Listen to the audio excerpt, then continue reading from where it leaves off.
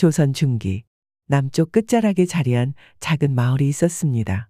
푸른 산이 병풍처럼 둘러싸고 맑은 냇물이 마을을 어루만지듯 흐르던 그곳은 계절이 바뀔 때마다 들녘을 금빛 물결로 물들이곤 하였습니다.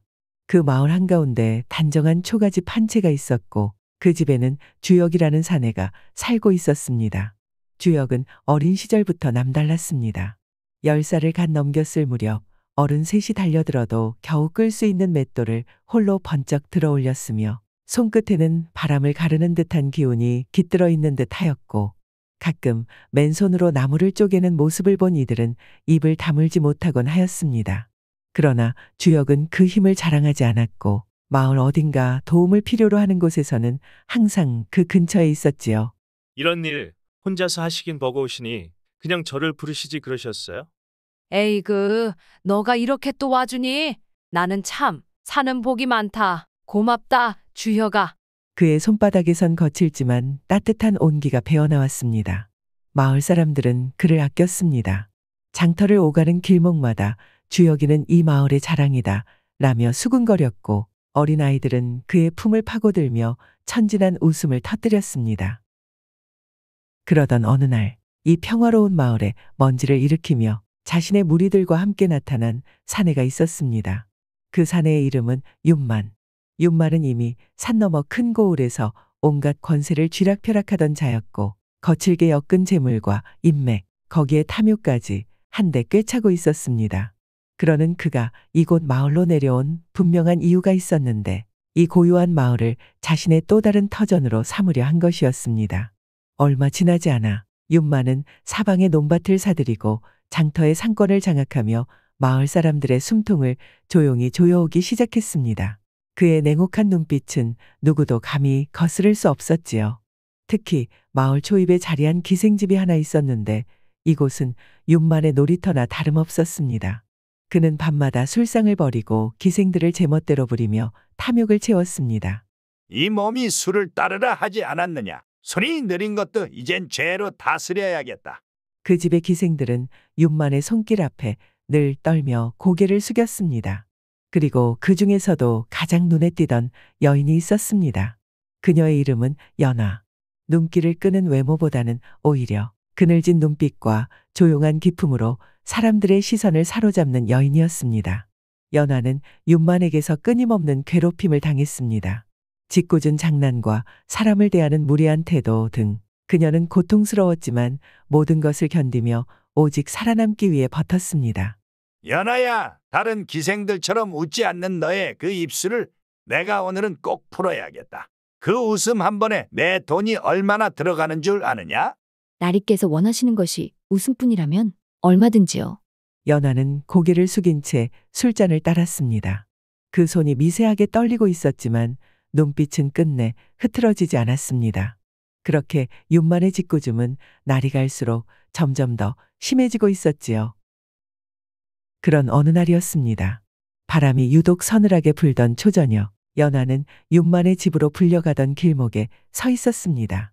갈기갈기 찢긴 마음을 그려진 채 치맛자락을 한 손으로 꼭 움켜쥐고 있었지요. 그녀의 발끝은 망설임으로 얼어붙어 있었고 서늘한 바람결은 그녀의 머리카락을 어지럽게 흩뜨렸습니다. 그때였습니다. 일을 마치고 길을 따라 주역이 걸어오고 있었습니다. 그런 그의 어깨 위로는 저녁빛이 부드럽게 번졌지요. 주역은 연화를 마주보는 순간 걸음을 멈추었습니다. 그는 언젠가 이미 마을 사람들에게 윤만이 탐하는 기생집이 있고 그 집 기생들은 윤만의 집을 자주 들락거린다 라는 이야기를 들었었습니다. 그 중에는 연화라는 이름도 있다는 것도 알고 있었지요. 주역은 직감적으로 지금 자신의 앞에 있는 여인이 연화라는 것을 알아챘습니다. 하지만 실제로 그녀를 마주치니 그 미모에 말문이 막혔고 그를 감싸는 주변 공기가 멈추는 듯 했습니다. 그 둘은 고개를 숙인 채 서로에게 어떠한 말도 없었지만 묘하게 깊은 감정이 공기 중에 은은히 퍼졌지요. 말로 표현할 수 없는 무언의 교감, 그것이 분명히 그들 사이에 있었습니다. 주역은 다시 조심스럽게 걸음을 옮겼고 연화 또한 아무 말 없이 몸을 돌려 윤만의 집 쪽으로 발걸음을 옮겼습니다. 그녀의 발목을 감싸던 치맛자락은 쓸쓸히 흔들렸고 주역의 뒷모습에는 알 수 없는 무거움이 드리웠습니다. 그날 이후 마을의 분위기는 점점 더 좋지 않게 변해갔습니다. 마을 사람들은 윤만 앞에 머리를 숙였고 장터에는 웃음소리가 줄어들었습니다. 그 누구도 윤만에게 맞서려 하지 않았습니다. 그저 조심스럽게 숨을 죽이며 살아갈 뿐이었지요. 그러나 주역은 여전히 예전처럼 무심하게 있었습니다. 다만 그의 눈빛에는 전과는 다른 미묘한 결기가 깃들어 있었지요. 주역은 자신의 마을을 어지럽히고 마을 사람들에게 부당한 착취를 하는 윤만이 마음에 들지 않았습니다. 그날 밤 주역은 집 앞 우물가에 앉아 조용히 하늘을 바라보았습니다. 우물 위로 비치는 별빛은 옅으면서 조용히 흔들렸고 그의 깊은 눈동자 속에도 알 수 없는 울림이 고였습니다. 그렇게 그의 마음속에는 서서히 무언가가 변하고 있었습니다. 다음 날 아침 주역의 하루는 조금씩 달라지기 시작했습니다. 장터를 오가는 길목, 논둑을 걷는 길에서 그는 자신도 모르게 자주 고개를 돌려 윤만의 집 쪽을 바라보곤 하였습니다.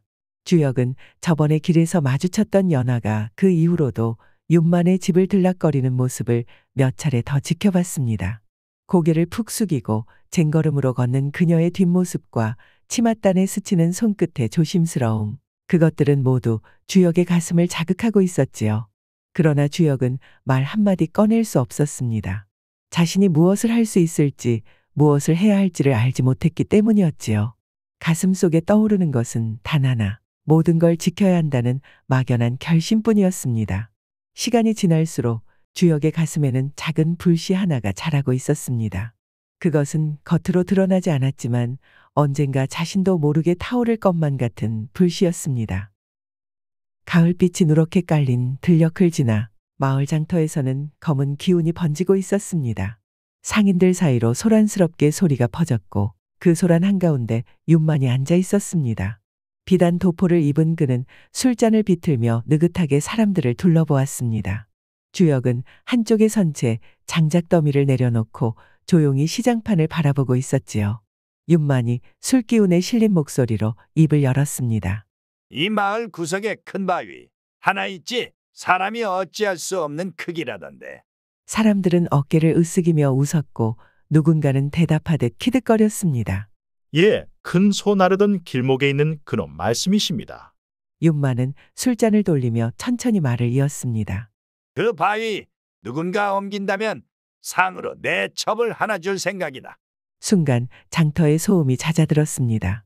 사람들은 서로의 얼굴을 쳐다보았고 누군가는 어색하게 웃어 넘겼습니다. 대부분은 장난이라고 여겼습니다. 누구도 진지하게 받아들이지 않았지요. 그러나 윤만은 입가에 비릿한 미소를 머금은 채 또박또박 덧붙였습니다. 연하다. 그 연하. 그 말이 떨어지자 숨죽인 정적이 장터를 덮었습니다. 연화는 장터 한켠에 서 있었습니다. 그 말을 듣고는 꼼짝도 못하고 있었지요. 그녀의 얼굴은 말없이 굳어 있었고 치맛자락 끝은 바람에 아슬아슬 흔들리고 있었습니다. 주역은 멀리서 연화를 지켜보았습니다. 얼굴빛을 잃은 그녀가 손을 힘없이 내려뜨린 채 서 있는 것을. 그날따라 유난히 장터를 스치는 바람이 서늘했고 그 속에서 깃든 절망이 고스란히 주역의 가슴을 때렸습니다. 그곳에 있는 사람들은 고개를 절레 흔들며 웃었습니다. 저걸 옮길 놈이 있긴 하겠냐며 이참에 구경이나 해보자고 수군거렸지요. 그날 저녁 집으로 돌아온 주역은 복잡한 생각에 잠겨 있었습니다. 모닥불 위로 피어오른 연기는 천장을 천천히 어루만졌고 주역은 묵묵히 손등을 바라보았습니다. 거칠고 단단한 손바닥, 세월에 단련된 굳은 살이 박힌 손. 그 손으로 무언가를 해야 한다는 생각이 머릿속을 가득 채웠습니다. 연화를 떠올렸습니다. 그녀의 움츠러든 어깨, 힘없는 눈빛, 그리고 떨고 있던 가녀린 손끝. 그런 그녀의 상황을 외면할 수 없기에 무언가 다짐한 듯 주역은 한참 동안 눈을 감고 있었습니다. 다음 날 새벽녘, 짙은 어둠을 뚫고 차가운 바람이 집 안으로 스며들었습니다. 주역은 자리에서 일어났습니다.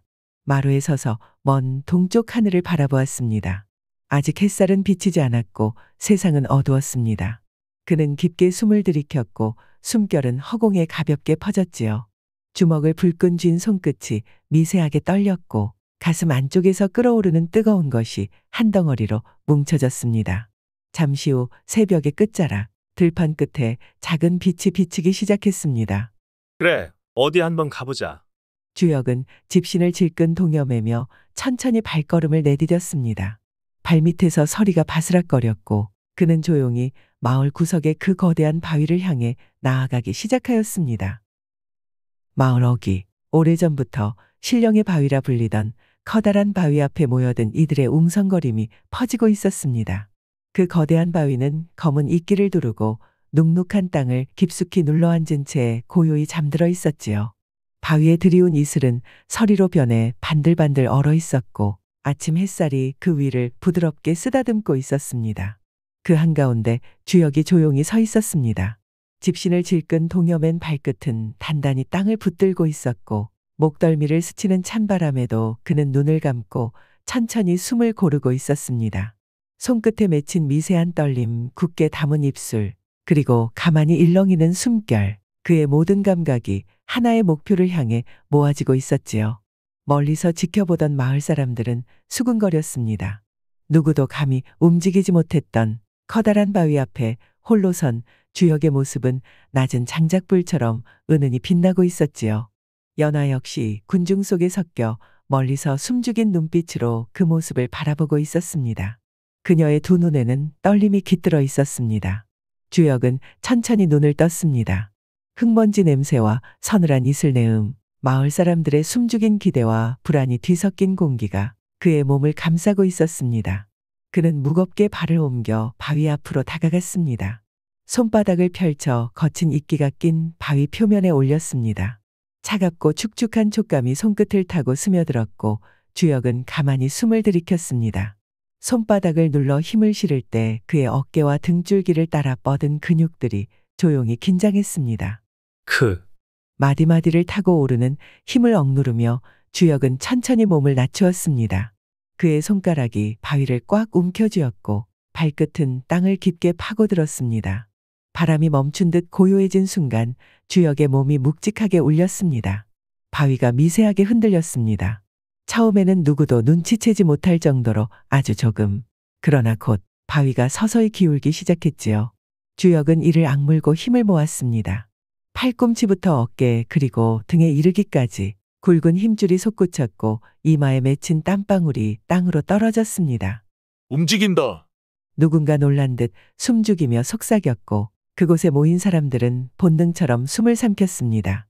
바위가 분명히 움직이고 있었습니다. 주역은 더욱 힘을 주어 밀어 올렸습니다. 바위는 끽 소리를 내며 땅 위를 미끄러지듯 조금씩 이동했습니다. 엄청난 기운이 그의 손끝에서 뻗어나갔고 땀과 흙먼지가 뒤섞인 그의 몸은 아침 햇살 속에서 빛이 났습니다. 바위가 바닥을 뚫고 밀려나면서 주위에 쌓였던 자갈과 흙이 우수수 쏟아졌습니다. 주역은 멈추지 않았습니다. 주먹을 움켜쥐듯 바위를 껴안고 다시 한번 온몸에 힘을 모았습니다. 한 걸음 또 한 걸음. 주역은 땅을 박차며 바위를 옮겼습니다. 구경하던 사람들이 술렁였습니다. 어른들은 손을 모아 탄성을 터뜨렸고 아이들은 두 눈을 반짝이며 주역을 바라보았지요. 연화는 그 자리에 굳은 채 서 있었습니다. 손끝이 떨렸고 숨결이 가쁘게 오르내렸습니다. 눈시울은 어느새 뜨거워져 있었고 그녀는 입술을 꼭 다문 채 한순간도 주역에게서 눈을 떼지 못하였습니다. 마침내 주역은 마지막 힘을 쥐어짜내듯 바위를 끌어냈습니다. 거대한 바위는 여러 발자국 옮겨졌고 그 자리에는 깊은 흔적을 남겼지요. 주역은 숨을 몰아쉬며 무릎을 꿇었습니다. 어깨 너머로 스치는 바람은 따뜻했고 주위를 감싸던 마을 사람들의 숨결은 경외로 물들어 있었습니다. 그 순간 주역도 연화를 바라보았습니다. 그녀의 눈빛과 숨결 그 모든 것이 또렷하게 그의 가슴 안에 새겨졌습니다. 그때 두 사람은 알았습니다. 이 순간을 기점으로 서로의 마음 깊숙한 곳에 아주 단단한 무언가가 심어졌다는 것을. 바위가 옮겨진 다음 날 새벽녘 주역은 윤만의 집으로 불려갔습니다. 짙게 내린 안개 속에서 두어 명의 사내들이 주역을 이끌었고 아무런 말도 없이 그를 작은 헛간으로 몰아넣었습니다. 거칠게 닫힌 나무문이 삐걱거리며 울렸고 빛 한 줄기도 스며들지 않는 어두운 공간에 주역은 홀로 남겨졌습니다. 손끝을 스치는 것은 차갑고 축축한 흙바닥뿐이었고 코끝을 파고드는 것은 썩은 집 냄새와 녹진한 습기였지요. 주혁은 한동안 꼼짝도 하지 않았습니다. 그는 알고 있었습니다. 윤마는 애초부터 약속을 지킬 생각이 없었다는 것을. 주혁은 천천히 숨을 고르며 몸 안쪽에서 차오르는 분노를 억누르려 애썼습니다. 밖에서는 윤만의 비웃음 섞인 목소리가 어렴풋이 들려왔습니다. 제법 힘께나 쓰는 놈이라더니 지가 별 수 있겠어? 그 말끝에 터진 웃음소리는 날카롭게 주혁의 귓전을 때렸습니다. 주혁은 눈을 감고 귀를 닫았습니다. 지금은 분노할 때가 아니라는 것을, 이대로 이성을 잃어서는 안 된다는 것을 그는 누구보다 잘 알고 있었습니다. 주혁은 정신을 다잡고 미세하게 손가락을 움직였습니다. 밧줄은 단단했지만 아주 느리고 신중하게 틈을 만들기 시작했지요. 그는 서두르지 않았습니다. 눈을 감은 채 연화를 떠올렸습니다. 들판에서 바람에 머릿결을 흩날리던 모습, 바위를 옮기던 자신의 모습을 숨죽이며 바라보던 그녀의 떨리는 눈동자. 그 모든 것이 주혁의 가슴 속에 또렷하게 살아있었지요. 밧줄이 미세하게 흔들렸습니다. 피부에 선명한 자국을 남기며 조금씩, 아주 조금씩 느슨해지고 있었습니다. 같은 시각 밖에서는 여전히 웃음소리가 오갔습니다. 장작불 옆에 앉은 윤마는 연화를 옆에 앉히려 했고 연화는 차마 거절할 수 없는 상황에 몰려 조심스럽게 무릎을 꿇었습니다. 윤마는 술에 잔뜩 취한 채 자신의 부하들을 불러 모아 계속해서 주혁을 조롱했습니다. 어떤 이는 발로 헛간 문짝을 걷어차며 욕설을 뱉었고 어떤 이는 거칠게 웃으며 주혁의 이름을 비틀어 부르기도 하였습니다. 그 힘 자랑하더니 꼴 좋다. 바위는 옮겼어도 결국은 우리 발밑에 엎드렸구나.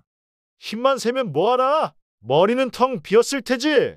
헛간 안으로 퍼지는 조롱 섞인 목소리는 작은 바늘처럼 주혁의 귓가를 찔렀습니다. 하지만 주혁은 미동조차 하지 않았습니다. 그는 묵묵히 참고 삼켰습니다. 그러다 한 사내가 술에 취한 채 헛간 문을 열고 안을 들여다보았습니다.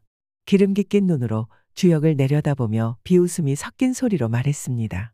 힘께나 쓴다더니 이렇게 웅크리고 있느냐? 참 불쌍하구나. 주혁은 천천히 고개를 들었습니다. 그의 눈빛은 여전히 고요했지만 그 고요 속에는 깊은 심연 같은 어둠이 일렁이고 있었지요.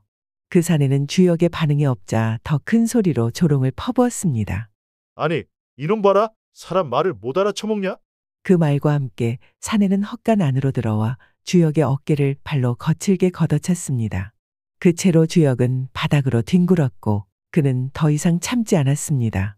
숨을 길게 들이쉬고 온몸에 힘을 손끝에 모아 마침내 밧줄을 끊어냈습니다. 가느다란 뚝 소리가 흙바닥 위로 가볍게 떨어졌습니다. 그 짧은 순간 모든 것이 정적에 잠겼지요. 주혁은 땅을 박차고 일어났습니다. 굳은 살이 잔뜩 박힌 손이 허공을 가르며 휘어졌고 주혁을 조롱하던 사내의 가슴팍을 강하게 밀쳐냈습니다.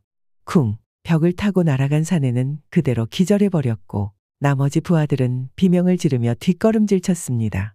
주혁의 눈빛은 이미 식은 쇠덩이처럼 차가웠지요. 그가 앞으로 나아갈 때마다 땅이 미세하게 떨렸습니다. 놀란 부하들이 달려들었지만 주혁은 눈 깜짝할 새에 그들을 제압하였습니다. 손끝에서 팔뚝까지 이어진 힘줄이 살아 움직였고 움켜진 주먹은 바람을 가르며 부하들의 무기를 모조리 쓸어냈습니다. 한편 그 소란을 들은 윤마는 위기를 느끼고 이미 집 밖을 떠나 장터 쪽으로 몸을 숨기려 도망쳤습니다. 그 모습을 보고 그대로 달려나간 주혁은 마침내 윤만과 마주쳤습니다. 윤만은 처음엔 웃었습니다. 그런데 곧 주혁의 무표정한 얼굴과 서늘한 눈빛을 마주한 순간 그 웃음은 짓이겨진 껍데기처럼 일그러졌습니다. 아니 이런. 살기를 느낀 윤만은 비틀거리며 뒤로 물러섰고 떨리는 목소리로 울부짖었습니다. 잘못했다. 내가 잘못했다. 마을 사람들에게 빼앗은 것들 다 돌려주고 다시는 이런 짓 하지 않겠다고 약속할게. 바닥에 엎드린 윤만의 이마에서 식은땀이 흘렀습니다. 온몸이 부들부들 떨렸고 그의 목소리에는 진심 어린 두려움이 서려 있었지요. 주혁은 아무 말 없이 그를 내려다보았습니다. 손끝에는 여전히 꺾이지 않은 힘이 남아 있었지만 주혁은 그 힘을 억누른 듯 숨을 고르며 천천히 손을 거두었습니다. 그 순간 땅에 납작 엎드린 윤만이 손바닥에 숨겨두었던 작은 칼날을 움켜쥐었습니다. 눈빛이 번뜩였고 입술 끝이 비틀려 올라간 모습이었지요. 다급한 몸짓으로 윤만은 주역을 향해 달려들었습니다. 번뜩이는 칼끝은 주역의 가슴을 겨누었습니다. 그러나 주역은 이미 그가 그렇게 나올 것을 알고 있었다는 듯이 몸이 먼저 움직이고 있었습니다. 손목을 비틀어 들어오는 칼을 재빨리 피하며 윤만의 손목을 단단히 움켜쥐었습니다. 탁 소리를 내며 윤만이 쥔 칼이 떨어졌습니다. 찰나의 순간 주역은 몸을 틀어 윤만의 턱을 강하게 밀쳐냈습니다. 둔탁한 소리와 함께 윤만은 뒤로 넘어지며 입을 다물지 못했습니다. 고통에 찬 비명이 터졌고 그는 바닥에 뒹굴며 괴로워했습니다. 턱이 부러진 윤만은 말을 하지 못했습니다. 평생 다시는 똑바로 말할 수 없게 된 것입니다. 주역은 천천히 숨을 고르며 바닥에 뒹구는 윤만을 내려다보았습니다. 턱이 부러져 말을 잃은 윤만은 더 이상 권력을 휘두르던 사내의 모습이 아니었습니다. 그의 눈동자는 짙은 두려움으로 흐려져 있었고 얼굴을 일그러뜨린 채 끊임없이 몸을 뒤척였지만 그 어떤 울음소리도 변명도 입술을 뚫고 나오지 못하였습니다. 장터한 마을 사람들은 조심스레 그 주변을 에워쌌습니다. 연화도 조심스레 걸음을 옮겨 사람들 사이로 다가섰지요. 마을 사람들은 서로의 얼굴을 바라보았습니다. 그들 눈에 서린 것은 두려움이 아닌 묵은 한이 풀리는 듯한 해방감이었습니다. 주역은 부드럽게 숨을 내쉬고 고개를 돌렸습니다. 더는 분노도 슬픔도 그의 눈빛을 적시지 않았습니다. 오직 긴 세월 묵묵히 참아온 마을 사람들의 고통을 이제 끝낼 수 있다는 고요한 결심만이 깃들어 있었지요. 그날 이후 윤만은 마을 사람들의 손에 의해 관하로 끌려갔습니다. 도적대처럼 불법으로 모았던 재물은 모두 몰수되었고 억지로 빼앗은 논밭과 집들도 원래 주인들에게 되돌려줬습니다. 윤만은 관가에서도 사람 대접을 받지 못했습니다. 턱을 다친 탓에 제대로 말도 하지 못하고 심지어 밥조차 제대로 삼키지 못하는 초라한 신세로 전락하고 말았습니다. 그의 몰락은 빠르고도 철저했습니다.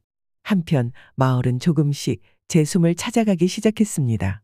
오랫동안 움츠러들었던 사람들의 표정이 서서히 풀렸고 장터에는 다시 아이들의 웃음소리가 번지기 시작했지요.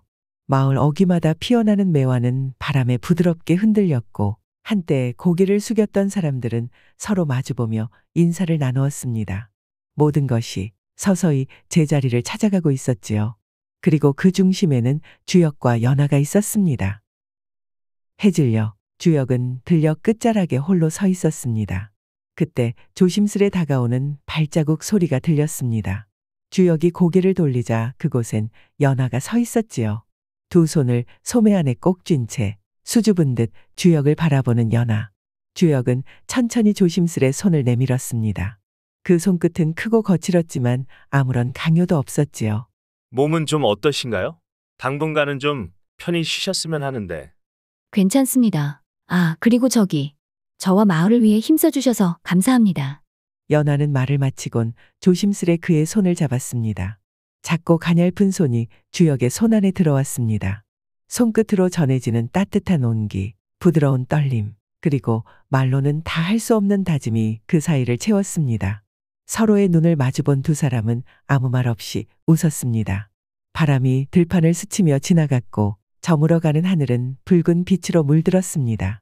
주역과 연화는 그들 앞에 펼쳐질 따스한 봄 같은 세상을 향해 나란히 걸어 나아갔습니다.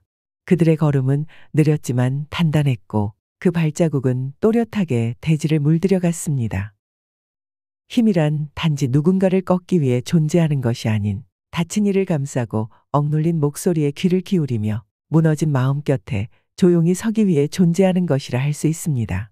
그들의 세상은 강한 자에 의해 휘둘릴 때 무너졌지만 누군가 용기 있는 따뜻한 힘에 의해 다시 굳건히 일어섰습니다.